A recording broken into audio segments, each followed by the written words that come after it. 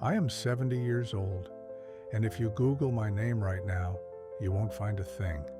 No Forbes articles, no Wikipedia page, no viral videos with millions of views. If you passed me on the street, you wouldn't even look twice.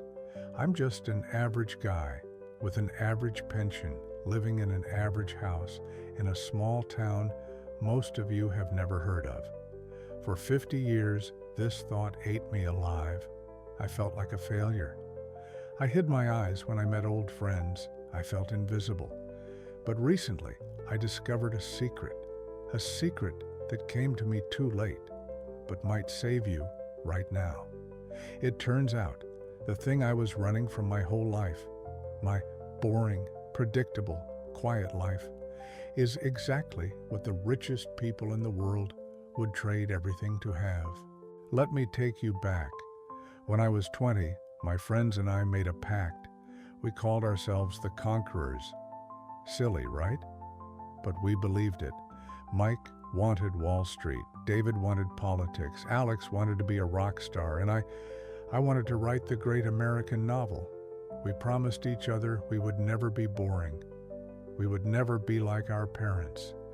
By 30, Mike was already running a fund in New York. David was in Washington. And me. My father had a stroke. I stayed behind to help. I took a temporary job at the local library. Just for a year, I told myself. 1 year turned into 2, then 5. I got married, had kids, a mortgage, a leaky roof. Life just took over. I spent the next 20 years in quiet desperation.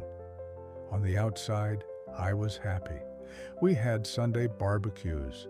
I taught my son to fish, but inside there was always a voice saying, "This is not enough." I remember getting a Christmas card from Mike. He was standing on a yacht, holding a glass of champagne. I looked at that photo, sitting in my kitchen with the worn-out floor, smelling of fried potatoes, and I wanted to cry. I felt I had betrayed myself. I thought I was a background character in someone else's movie. Then came the invitation. 50th high school reunion. I didn't want to go. I was afraid to look pathetic next to them.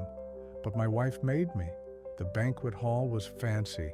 Mike paid for everything, and there they were, the conquerors. Mike, the millionaire. David, the politician. They looked rich. They looked powerful. We sat down for a drink, and as the night went on, the masks started to fall off. Mike looked at his whiskey and said quietly, "Jim, I envy you." I almost choked. "Are you joking?" I asked. "You have a private jet." He looked at me with empty eyes. "I have a jet," he said, "but I have no one to fly with. My son hasn't spoken to me in 10 years. My wives only loved my money. I missed my children's lives, Jim. I have houses everywhere, but I have no home." Then David admitted he takes pills just to sleep. He lives in constant fear of losing his power.